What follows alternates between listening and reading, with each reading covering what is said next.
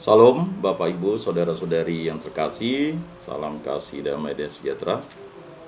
Tidak ada terasa kita sudah memasuki bulan 10 dan bagi gereja Katolik bulan 10 itu adalah bulan Rosario.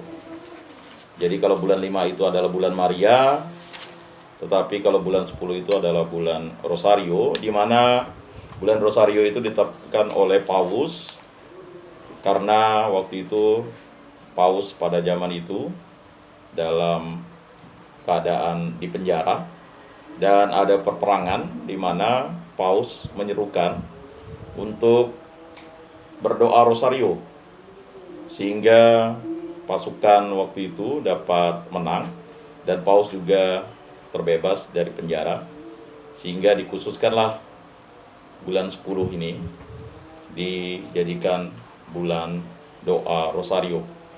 Bapak Ibu saudara-saudari yang terkasih, rosario adalah sesuatu devosional yang tidak asing lagi bagi orang-orang Katolik. Bahkan sekarang rosario itu tidak hanya dipakai oleh orang-orang Katolik. Orang-orang Kristen non-Katolik juga berdoa rosario karena doa rosario itu adalah doa yang alkitabiah.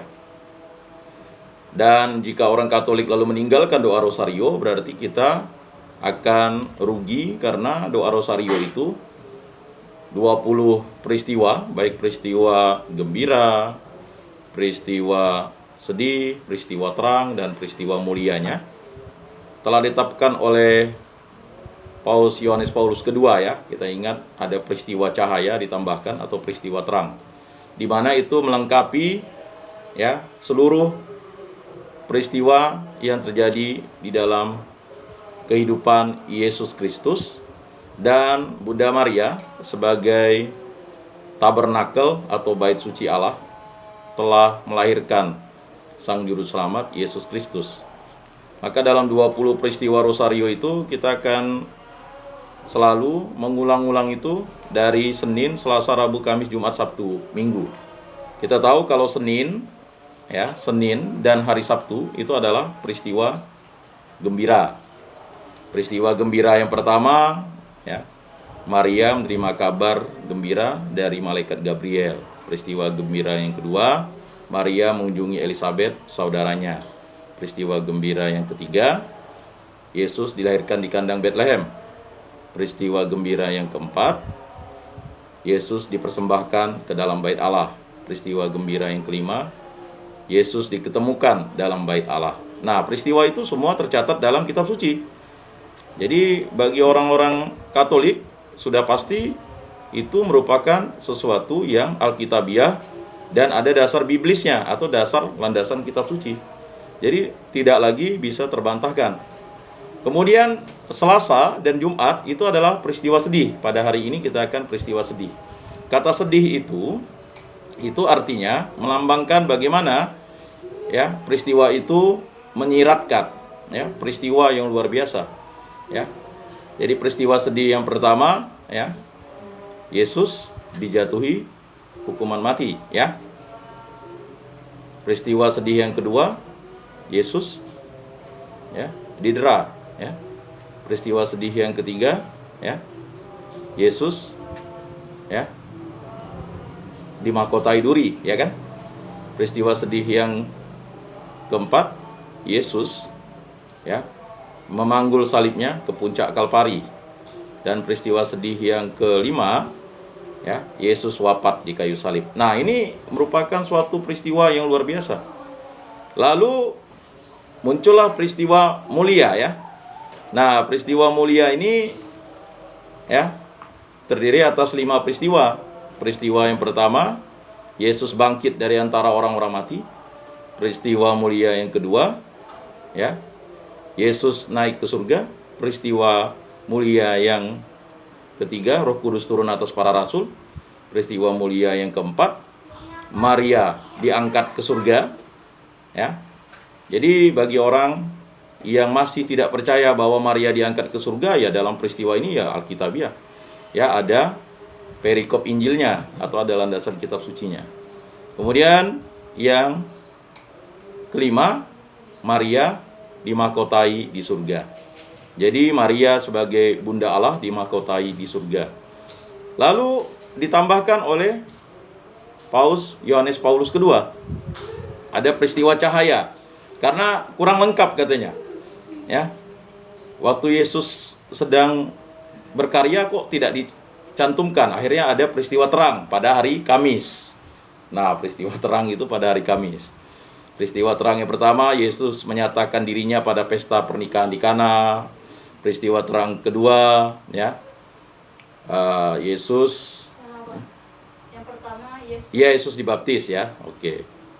Jadi Yesus dibaptis di Sungai Yordan. Yang kedua, Yesus, ya kan, menyatakan dirinya pada pesta pernikahan di Kana.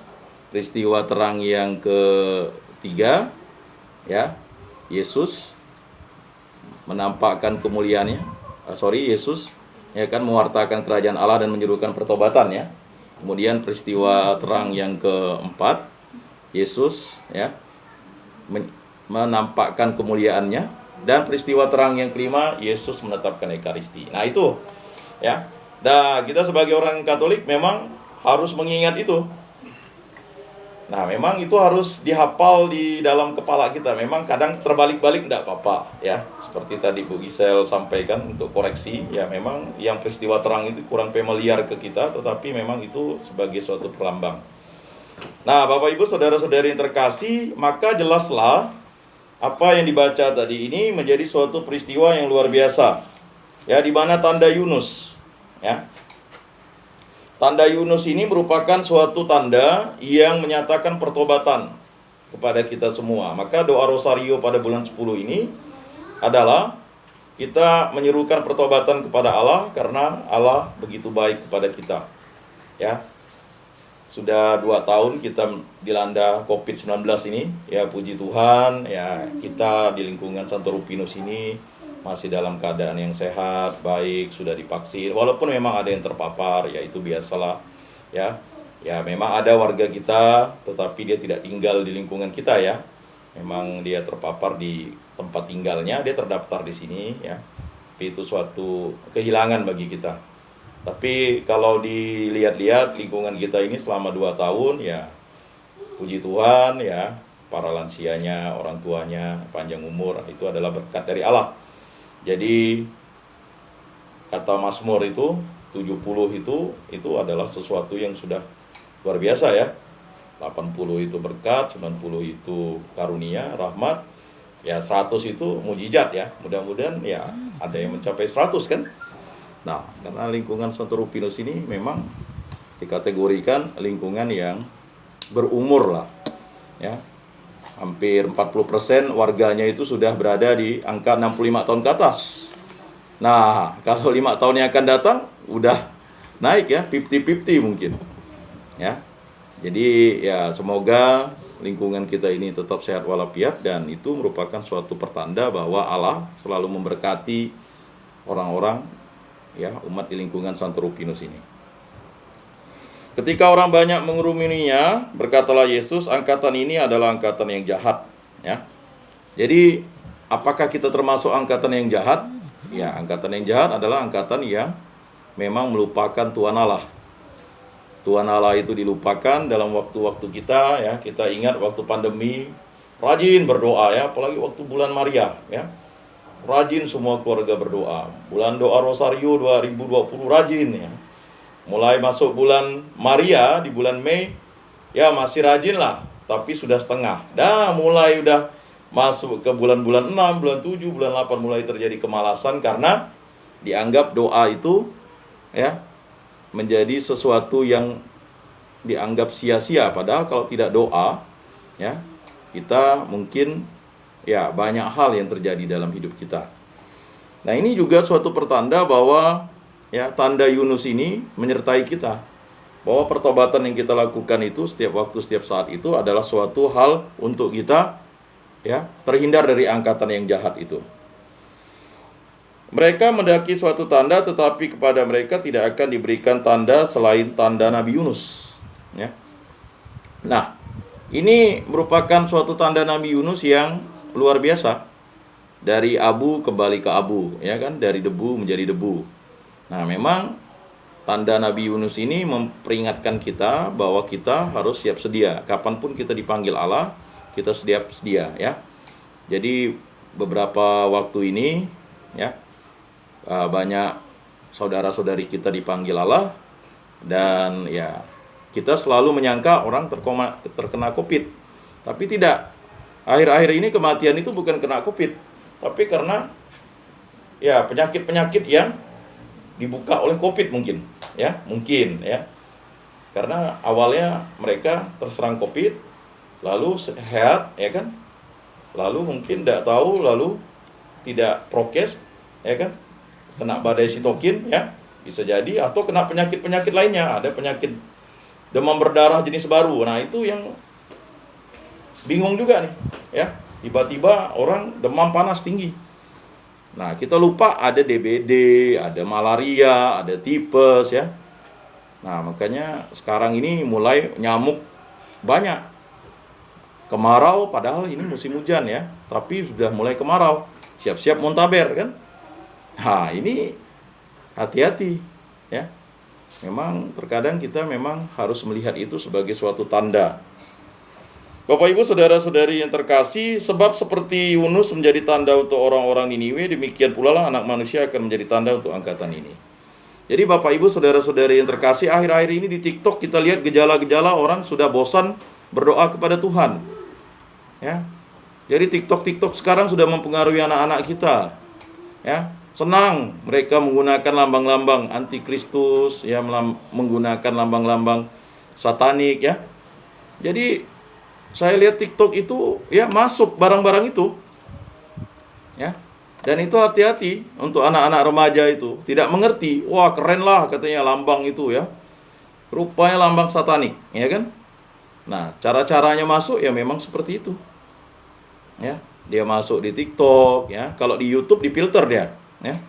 Tapi kalau di TikTok itu dia 2 menit ya.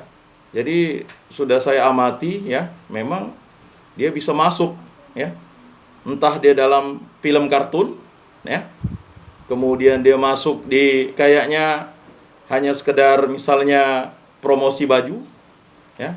Saya pernah lihat dulu di Bengkayang itu ya, nyambut tapi lambangnya tengkorak di belakangnya ya. Dia sih tidak sadar gitu. Wah, baguslah bajunya ya. Pergi ke gereja. Nah, ini tanpa terpengaruh atau tanpa sadar kita dibawa untuk tidak ya, mulai kita meniadakan Tuhan begitu. Apalagi hari-hari ini ya, mulai ya terjadi yang namanya degradasi moral. Orang kan sudah jarang ke gereja, ya kan? Nah, jarang ke gereja itu kan akibatnya apa? Ya, perawatan Tuhan, tubuh dan darah Kristus itu kan harus kita santap setiap minggu. Ya. Nah, memang di lingkungan kita selalu ada pembagian ya komuni. Tetapi pada prinsipnya dari total 135 orang yang udah saya data yang menyambut ya. Ya, palinglah 45, kadang nggak habis. Terakhir yang kasihan biasanya Bu Maria Leha itu yang menghabiskan, kayak minggu lalu itu sampai 7 dia harus menghabiskan. Karena yang terakhir. Ya, tapi ya beliau pasrah saja kan. Karena memang yang terakhir, dia yang pasti begitu. Karena apa tadi? Ada ya, mulai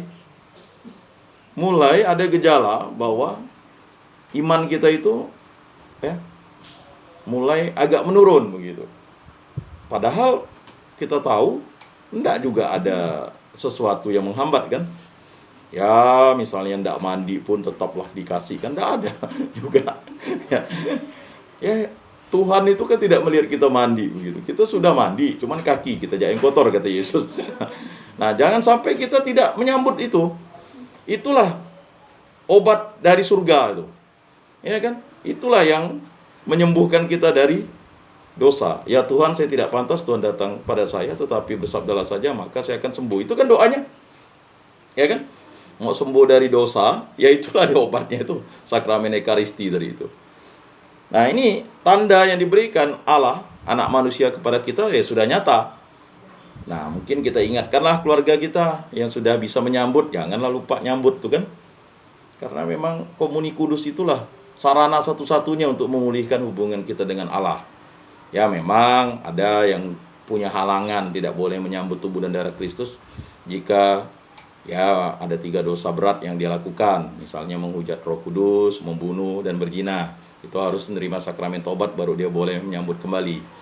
Tetapi kan dosa-dosa ringan, saya pikir ya itu bisa diakui waktu misa live streaming itu kan ada absolusi secara umum ya. Nah, makanya misa live streaming harus diikuti supaya berkat itu ya memang berkat itu harus langsung, tapi sarana prasarana Paulus ke-6 sudah sampaikan ya, udah lama dia prediksi bahwa tahun inilah tahun di mana orang akan menggunakan media komunikasi sosial untuk melakukan pewartaan penginjilan. Nah, terjadi kan? Jadi gereja sudah memiliki pengetahuan masa depan, bukan ramalan ya. Nah, inilah saatnya. Ya, yang tidak bisa menjadi bisa begitu. Ya. Mungkin minggu ini memang live streaming kita ya, laptop tim live itu error. Tetapi sebenarnya walaupun error, masih ada siaran RRI jam 9 itu ya. Itu direkam pada misa pertama ya. Misa pertama. Jadi misa pertama direkam di ini. Nah, itulah untungnya ya. YouTube-nya error, tetapi di RRI disiarkan. Nah, banyak sarana yang bisa digunakan. Bapak Ibu, saudara-saudari yang terkasih, pada waktu penghakiman, Ratu dari Selatan itu akan bangkit bersama orang dari angkatan ini dan ia akan menghukum mereka. Sebab Ratu ini datang dari ujung bumi untuk mendengarkan hikmat Salomo dan sesungguhnya yang ada di sini lebih daripada Salomo. Ya, ini Ratu dari Selatan itu Ratu dari Ethiopia ya. Itu ratu yang luar biasa. Begitu cantiknya, bukan Ethiopia Afrika ya, mungkin jangan salah kaprah begitu ya. Ini ratu yang luar biasa nih. Ratu ini datang jauh-jauh untuk mendengar hikmat Salomo ya. Jadi dia namanya ratu ya Betseba ya, ratu dari selatan, bukan ratu laut selatan Nyi Roro Kidul pula, bukan. itu ratu dari laut selatan itulah iblis, penjelmaan iblis ya. Jadi harus dipahami kalau iblis tuh senang disembah, senang dipuja, senang disajen. Nah, jadi kalau yang paham ya, kalau iblis tuh senang dipuja, senang disajen ya kan? Itu dia. Nah, pada waktu penghakiman orang-orang Niniwe akan bangkit bersama angkatan ini dan mereka akan menghukumnya. Sebab orang-orang Niniwe itu bertobat waktu mereka mendengarkan pemberitaan Yunus dan sesungguhnya yang ada di sini lebih daripada Yunus ya. Nah, jadi Bapak Ibu saudara-saudari yang terkasih, dengan doa rosario kita ini, kita kan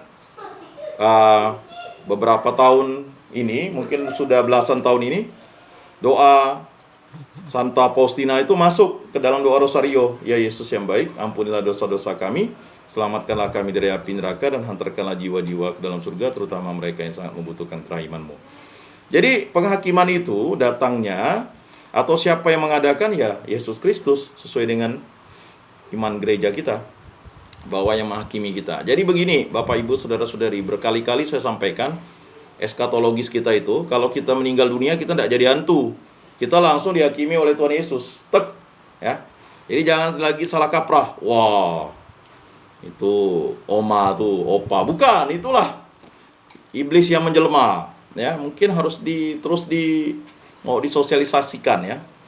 Jangan lagi wah bawa rokok nih, rokok orang kan gitu. Kalau dulu mungkin kan orang berpendapat seperti itu. Jadi secara prinsipnya orang yang sudah meninggal dunia tidak akan lagi datang lagi ke kita. Melewati mimpi kah? Nah, kalau melewati mimpi itu bukan urusan kita ya. Mungkin itu ya tanda bahwa kita harus bertobat, bukan dia yang bertobat kan begitu. Sama seperti tadi disampaikan oleh Ketua Lingkungan bahwa tanggal 2 November itu tidak ada misa ya di pemakaman Santo Yusuf, karena ya kalau diadakan pandemi itu kan dari mana-mana ya, maka gereja melihat itu ya. Karena gelombang ketiga ini ya diprediksikan sekitar November Desember, karena itu ya maklumlah biasa di situ November, Desember, Januari, Februari ya. nanti lockdown lagi kita. Ya semoga janganlah April, Mei kan. Sekarang lagi sepi nih. Ya, sekarang lagi senyap-senyap nih. Jadi varian COVID-19 ini, makanya kita tetap harus prokes, standar protokol kesehatan. Jangan lalu lihat di pasar-pasar itu udah mulai orang lepas masker. Padahal kita ini masih, ya kan, sampai 15 Oktober nih. Oleh Menteri Luhut Binsar Panjaitan tuh bahwa masih ada pembatasan terbatas sampai tanggal 15 Oktober loh, diperpanjang PPKM itu, ya. Rupanya kita bukan new normal ya. Kalau dulu pernah kita new normal, rupanya muncul ledakan. Rupanya dia ya turun ke level 3 kita. Nanti baru level 2, level 1, baru kalau udah level 1 baru namanya new normal. Nah, berarti kalau masih level 3 itu masih rawan. Memang ya kayaknya seperti banyak anak-anak sekolah lepas masker ya. Waduh, ya enggak pakai masker ya. Nah, sekarang nih vaksinasi itu digencarkan terus, bukan untuk meracuni masyarakat, ini untuk kekebalan komunal, herd community, ya, herd immunity namanya. Jadi ya puji Tuhan lah lingkungan kita ya hampir rata-rata bisa divaksin ya. Dan gereja kita sudah mengadakan vaksinasi baik tahap 1, tahap 2. Nah, vaksinasi misalnya masih ada yang tercecer lagi, masih ada vaksin di MRPD. MRPD kemarin tuh sekitar 400-an. Ya, kalau masih memang belum lagi di sekolah-sekolah udah diadakan ya. Nah, jangan sampai tidak diikuti.